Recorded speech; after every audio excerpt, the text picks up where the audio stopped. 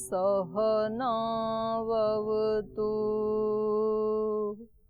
सहनौ भुनक्तु सह वीर्यं करवावहै तेजस्विनावधीतमस्तु मा विद्विषावहै। ॐ शान्ति शान्ति शान्तिः।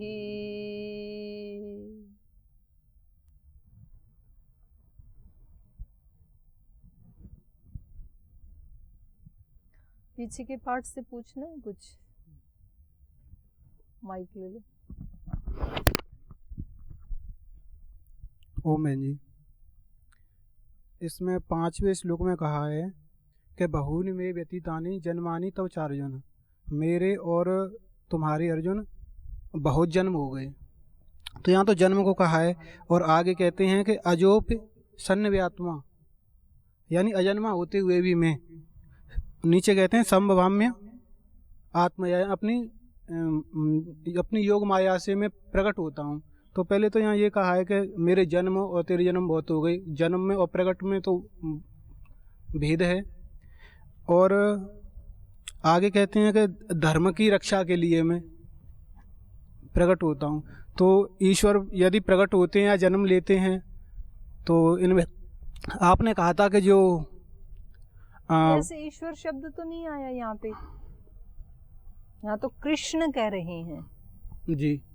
तो जो अजन्मा है तो अजन्मा तो फिर कृष्ण है वो। कृष्ण, हाँ, अजन्मा का है जो अजोपे, तो फिर आप कृष्ण अजन्मा नहीं हो जी। ईश्वर ही अजन्मा है क्या? आप अजन्मा नहीं है? आपसे पूछ। अजन्मा तो आत्मा है, शरीर तो नहीं है। आप क्या हैं? शरीर है कि आत्मा? आत्मा। तो आप जन्मा है कि अजन्मा है? अजन्मा। ये बात तो आप ही कह रहे हो, तो कृष्ण कह दें तो कौन सी आपत्ति आ गई? वो तो योगेश्वर हैं जी। ये बात तो आप भी कह रहे हैं कि मैं अजन्मा हूँ। तो फिर आप अपना प्रश्न पूछिए।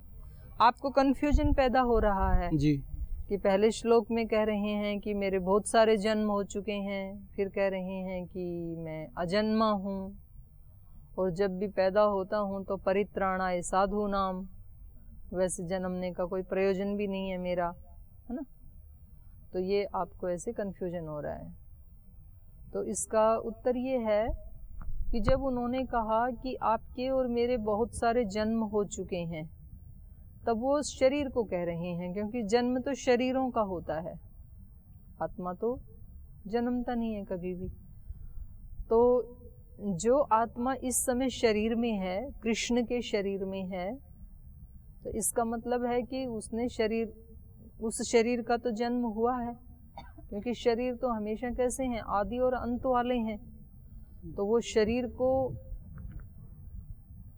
संबोधन करके ये बात कह रहे हैं योगेश्वर कृष्ण कि आपके और मेरे, मतलब आप आत्मा के और मुझ आत्मा के, बहुत सारे शरीरों में हम आ चुके हैं, लेकिन उन सब को आप नहीं जानते हैं, मैं जानता हूँ।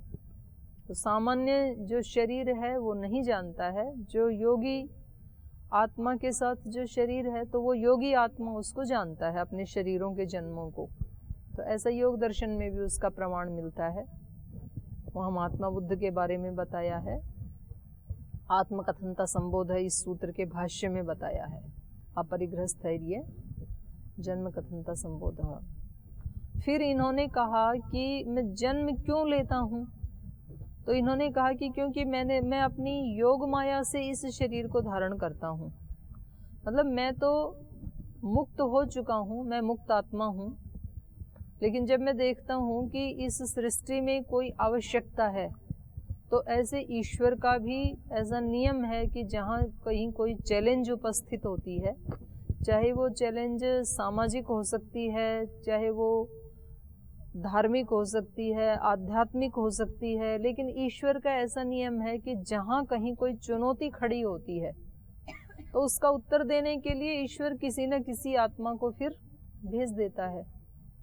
तो ये हर युग में होता है, और एक युग में भी समय समय पे अलग अलग समय के ऊपर होता रहता है।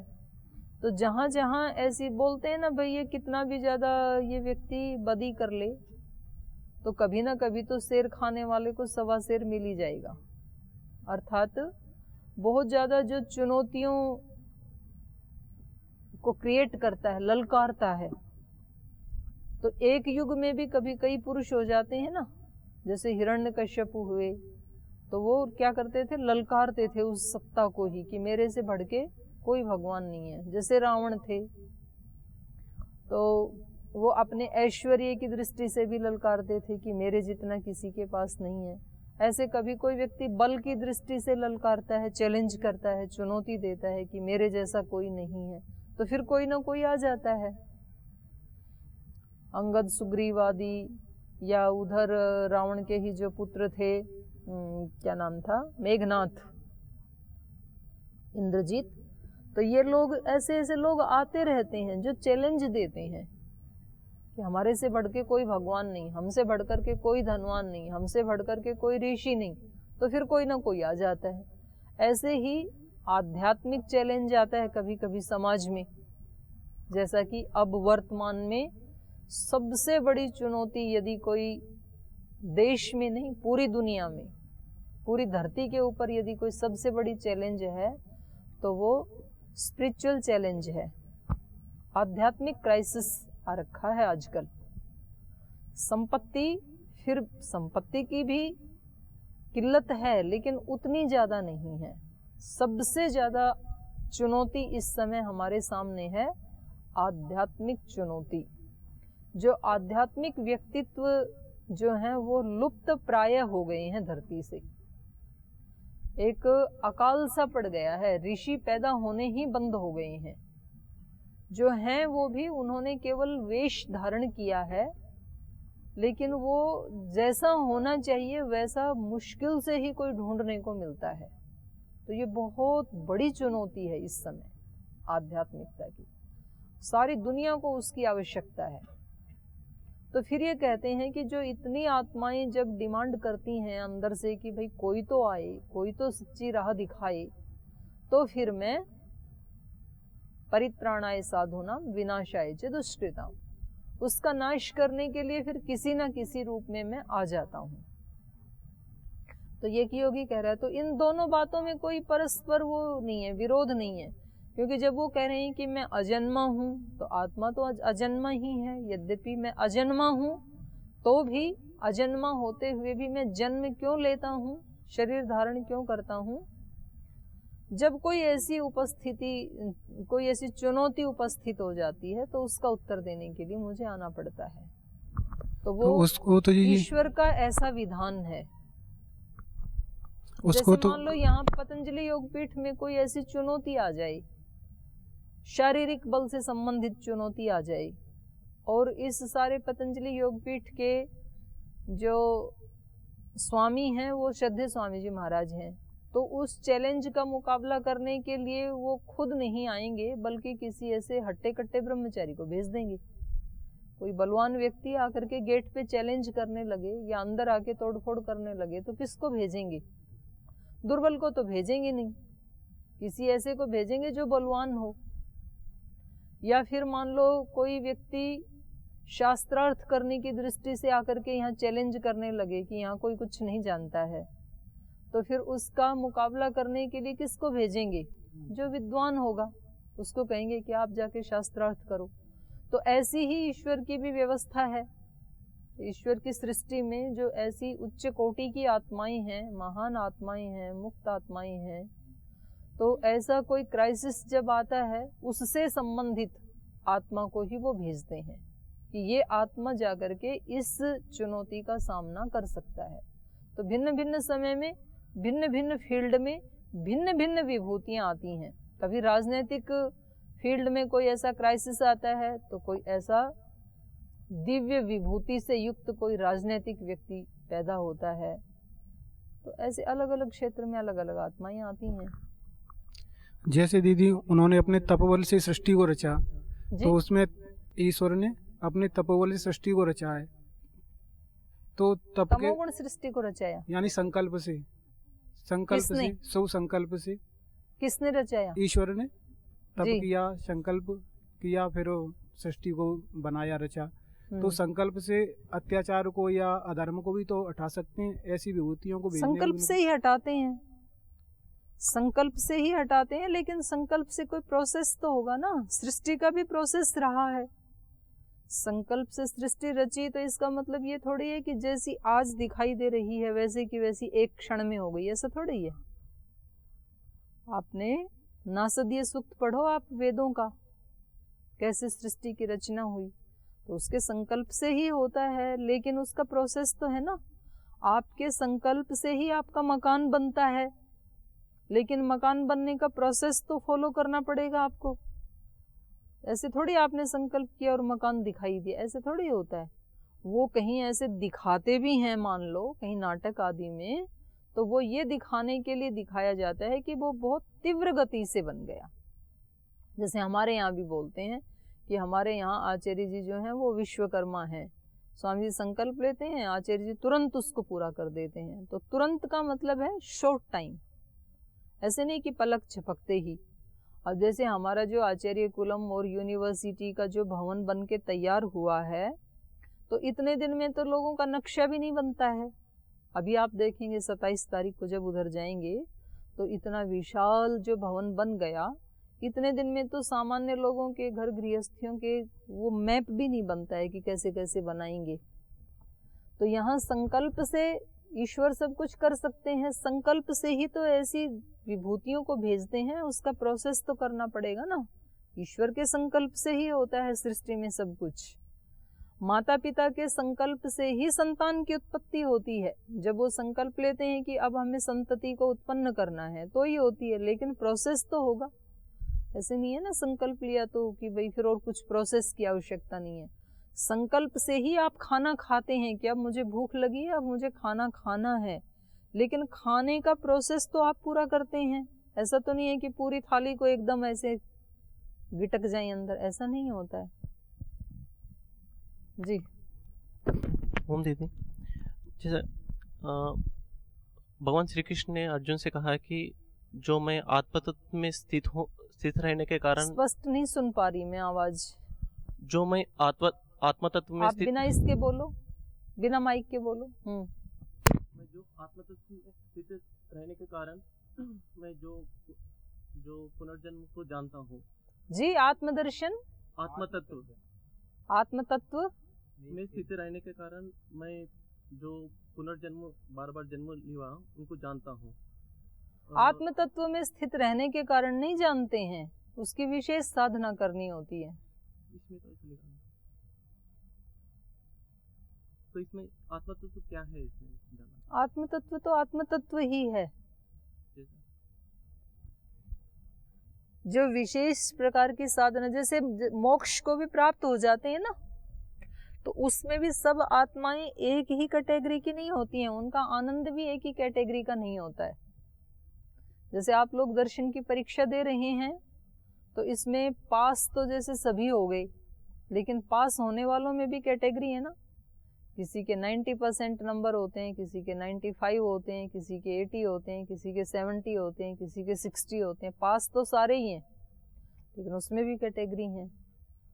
ऐसे ही मोक्ष प्राप्त करने वालों में भी कैटेगरी होती हैं, योगियों में भी कैटेगरी होती हैं, तो आत्म साक्षात्कार करने वालों में भी कैटेगरी होती हैं। तो सभी आत्म साक्षात्कार करने वाले पीछे के सभी जन्मों के बारे में जानते हैं, ये आवश्यक नहीं है। जो पीछे के संस्कारों में समाधि लगाएंगे, उसमें अपने चित्त को एकाग्र करेंगे, तो उनको पता चलेगा। पिछले जन्मों में जो समाधि लगाएंगे, जानना चाहेंगे, किसी को जानने की इच्छा है तो चाहेंगे, नहीं तो वो कहते हैं हमें इच्छा ही नहीं है, क्या जानना है, जो भी थे जहाँ भी थे उसका क्या जानना है, अब मुक्त हो गए, बस इतना पर्याप्त है। आगे दे दो। ओम दीदी, दीदी यहाँ बोला है, भगवान श्री कृष्ण बोल रहे हैं स्वं प्रकृतिम अधिष्ठाय आत्ममायाया संभवामि। आत्ममायया संभवामि, यह उन्होंने ऐसा क्यों करा कि मैं अपनी प्रकृति को वश में करके, तो उनका तो ऐसा नहीं है कि भगवान श्री कृष्ण प्रकृति के अपने वश में हमेशा रहते हैं। प्रकृति के वश में रहते हैं श्री नहीं, कृष्ण। प्रकृति को अपने वश में करके, मतलब हाँ, प्रकृति को वश में करके तब मैं जन्म लेता हूँ। माने प्रकृति के पराधीन होकर के नहीं लेता हूँ। जैसे हम सब आत्माएं हैं तो हमारी क्या है, पराधीनता है जन्म लेना। और प्रकृति मतलब हमारे संस्कार जो भी कर्माशय है, तो हमारा जीवन कैसा होगा, कर्माशय के अधीन होगा। जैसे जैसे हमारे कर्माशय हैं वैसा ही हमारा जीवन होगा, वैसा ही शरीर होगा, वैसी ही इंद्रियां होंगी, वैसी ही बुद्धि होगी, वैसा ही स्वभाव होगा, वैसे ही कर्म होंगे। तो हम पराधीन हैं अपनी प्रकृति की। लेकिन जो योगी है वो प्रकृति उसके पराधीन होती है। तो आपने तो योग दर्शन में पढ़ा है, भूत जय सिद्धि इंद्रिय जय। तो ये इनके सबके ऊपर वो क्या करता है, कंट्रोल रखता है अपने शरीर पर, अपनी इंद्रियों पर, सारी भूतों पर। तो इसलिए कहा प्रकृति को वश में करके मैं आता हूँ। ऐसा नहीं है कि मैंने इस प्राकृतिक शरीर को धारण किया और कहीं ऐसा ना हो कि दोबारा मैं ही फंस जाऊं इसमें। तो मैं फंसने वाला नहीं हूँ। मैं किस लिए आता हूँ, परित्राणाय साधूनाम, अपनी प्रकृति को वश में रखते हुए जो सज्जन हैं उनकी रक्षा के लिए और जो दुष्ट हैं उनका नाश करने के लिए ही मैं शरीर धारण करता हूँ। अपनी इच्छा अनुसार वो जान लेते हैं। हाँ, जैसा कुल में चाहे, जैसा सोचे। तो हो गया। और किसी का है प्रश्न, आगे चलें? चलिए आगे चलते हैं। तो यहाँ इन्होंने बताया था परित्राणाय साधूनाम विनाशाय च दुष्कृताम धर्म संस्थापनार्थाय संभवामि युगे युगे। जब जब भी ऐसी आवश्यकता पड़ती है इस सृष्टि में, तब तब उन पुण्य आत्माओं का, साधु आत्माओं का रक्षण करने के लिए, और विनाशाय च दुष्कृताम, उनको दंड देने के लिए, जो दुष्कृत आत्माएं हैं उनको दंड देने के लिए, उनका विनाश करने के लिए और धर्म की स्थापना करने के लिए, फिर से एक ऐसा माहौल बनाने के लिए, धार्मिक माहौल बनाने के लिए हर युग में मैं आता हूँ। आगे, जन्म कर्म च मे दिव्यम एवं यो वेत्ति तत्वतः त्यक्त्वा देहं पुनर्जन्म नैति मामेति सोऽर्जुन। वीतराग भय क्रोधा मन्मया मामुपाश्रिताः बहवो ज्ञान तपसा पूता मद्भावम् आगताः ये यथा मां प्रपद्यन्ते तांस्तथैव भजाम्यहम् मम वर्त्मानुवर्तन्ते मनुष्यः पार्थ सर्वशः काङ्क्षन्तः कर्माणाम् सिद्धिं यजन्त इह देवता क्षिप्रं हि मानुषे लोके सिद्धिर्भवति कर्मजा। जन्म कर्म च मे दिव्यम, मे दिव्य जन्म च दिव्य कर्म यो तत्वतः वेत्ति।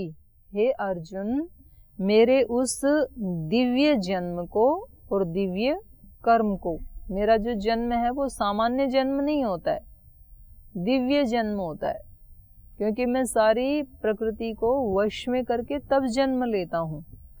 तो मेरा जन्म भी दिव्य होता है और मेरा कर्म भी दिव्य होता है। कोई सकाम कर्म नहीं होते हैं मेरे। मेरे कर्म सारे कैसे होते हैं? दिव्य कर्म होते हैं, निष्काम कर्म होते हैं, उसी को निष्काम कर्म कहते हैं, उसी को दिव्य कर्म कहते हैं।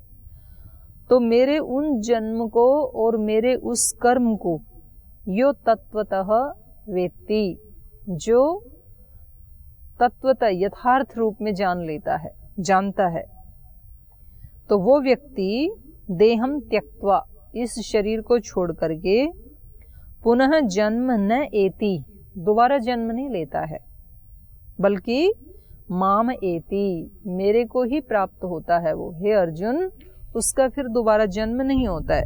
ऐसी मुक्त आत्माएं, ऐसी योगी आत्माएं जब संसार में आती हैं और वो कर्म करते हैं तो इसमें बड़ा भ्रम उत्पन्न होता है, कर्म अकर्म में और विकर्म में और निष्काम कर्म में। 4 शब्द हैं ये, कर्म, दूसरा है विकर्म, आएगा इसी में ही अगले श्लोकों में, कर्म, विकर्म, अकर्म, निष्काम कर्म, 4 शब्द हैं, चारों लिख लो। कर्म का मतलब है सकाम कर्म, अपनी व्यक्तिगत कुछ ऐसी कामनाएं, लौकिक कामनाएं रखते हुए और उसके फल की इच्छा, उसके फल की आसक्ति रखते हुए जो कर्म किया जाता है उसको कहेंगे कर्म। दूसरा होता है विकर्म। विकर्म मतलब विशेष कर्म। विशेष कर्म कैसे होगा? जब वो बाहर से स्थूल रूप से जो कर रहे हैं उसके साथ हमारा चित्त, बुद्धि, अहंकार, आत्मा भी इन्वॉल्व हो, अंदर से भी हम जागरूक हों, अंदर से भी अवेयर हों, अंदर से भी वो भाव से युक्त हम वो काम करें, तो वो ही कर्म क्या बन जाएगा? विकर्म। आप जैसे प्रणाम करते हैं किसी को, तो आपके हाथ भी जुड़े हुए हैं, सिर भी झुका हुआ है, घुटने भी टिके हुए हैं, आप साष्टांग प्रणाम कर रहे हैं, लेकिन जरूरी नहीं है कि आपका मन और आत्मा भी उसके साथ झुका हुआ है। होता है ना ऐसे? कई बार व्यक्ति बाहर से झुकता है लेकिन अंदर से उसकी श्रद्धा नहीं होती है, बाहर से करता है लेकिन, तो ये कर्म जो है ये विकर्म नहीं बन पाएगा, कर्म ही रहेगा, क्योंकि अंदर से आपने उसको जोड़ा नहीं है, अंतःकरण को उसके साथ नहीं जोड़ा। तो ऐसे हमारे जीवन की बहुत सारा बड़ा भाग क्रियाओं का ऐसा ही होता है। हम वो कार्य करते हैं, कोई व्यक्ति ड्यूटी पे जा रहा है, ऑफिस में काम भी करता है 7-8 घंटे, लेकिन वो उसमें अंदर से प्रसन्नता पूर्वक, आनंद पूर्वक उसको नहीं करता है, एक बोझ समझ करके करता है। तो ये क्या हो गया? कर्म हो गया, विकर्म नहीं हुआ।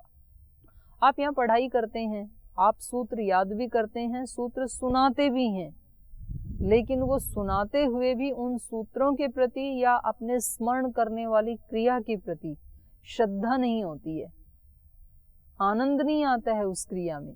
इसलिए करते हैं कि परीक्षा देनी पड़ेगी या सुनाना पड़ेगा, दंड मिलेगा।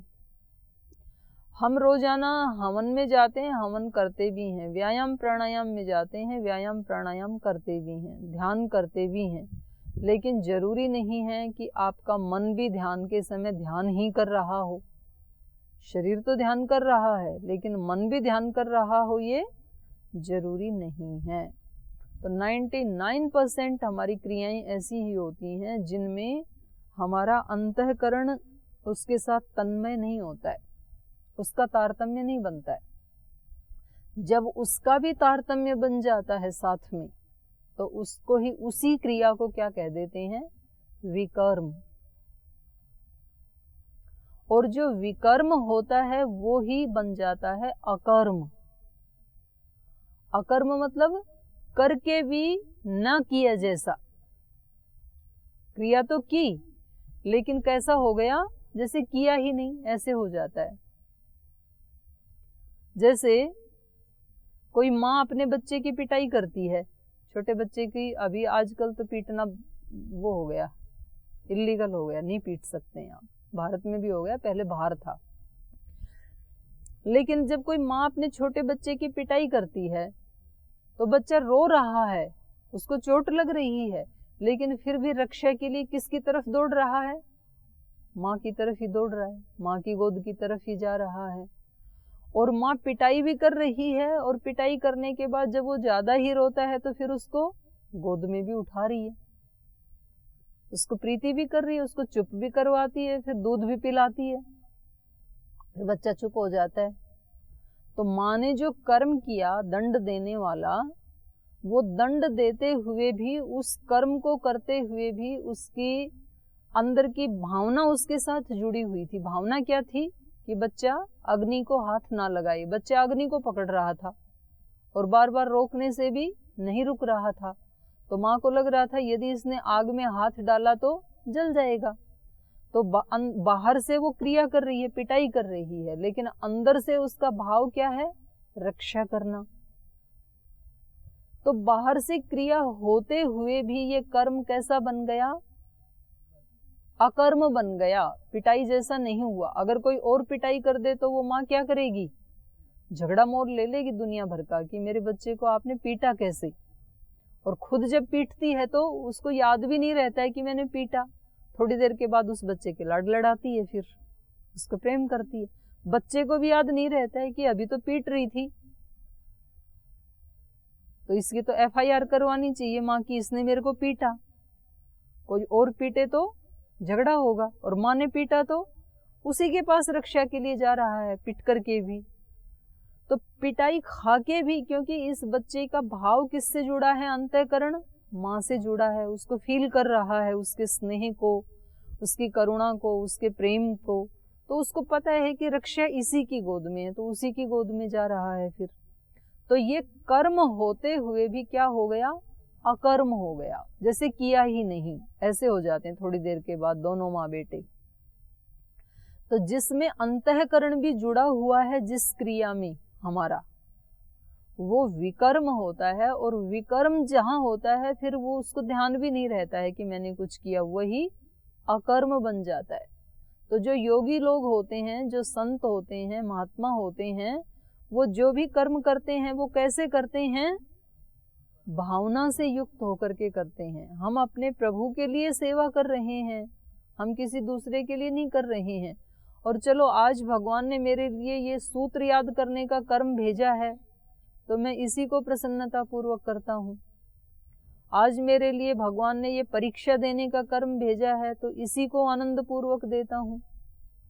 अभी मेरे को खाना खाने के लिए नियुक्त किया है, तो इसको भी मैं यज्ञ की तरह से अनुष्ठान करता हूँ। खाना खाने का बोला नहीं जाता, इसीलिए खाना खाते समय मौन रहने का विधान इसीलिए है कि जैसे हवन करते समय बातचीत नहीं करते, मौन रहते हैं, ऐसे खाना खाना भी एक अनुष्ठान जैसे है, यज्ञ जैसे, हवन जैसे है। तो जो इस प्रकार से भावना युक्त होकर के सुबह से शाम तक सब कर्म करते हैं, उनके ये सब कर्म क्या हो जाते हैं? विकर्म। और विकर्म की ही परिणति किसमें होती है? अकर्म में। करके भी क्या लगता है? कुछ किया ही नहीं, लाइट, कोई अहंकार नहीं कर्तृत्व का। ठीक है, जहां जहां शरीर को भगवान ने लगाया वहां वहां शरीर के माध्यम से हो गए कर्म, मैंने तो कुछ किया नहीं। तो कर्तृत्व का भाव नहीं है, इसलिए फल की भी इच्छा नहीं है। जब मैंने कुछ किया ही नहीं तो चाहूं क्या?